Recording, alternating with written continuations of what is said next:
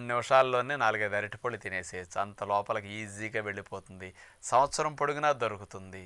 మరి అతి తక్కువ ఖర్చులో లభించే పండు అంటే అరటిపండే. దీనికంటే చీప్ అండ్ బెస్ట్ ఇంకేమీ లేవని చెప్పచ్చు.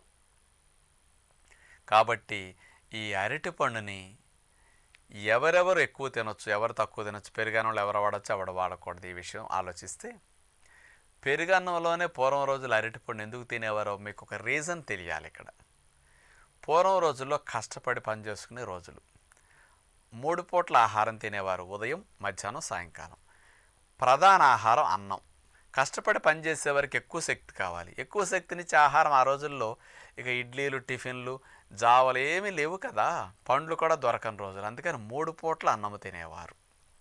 ఏ పని చేసుకునేవారైనా 3 పూట్ల అన్నం తినటమే. పూర్వం రోజులు ఉద్యోగాలు చేసుకునేవారు కూడా సద్దన్నం తిని ఉద్యోగానికి వెళ్ళేవారండి. మధ్యాహ్నం అన్నం వండుకొని క్యారేజీ పట్టుకెళ్ళేవారు. సాయంకాలం ఇంటికి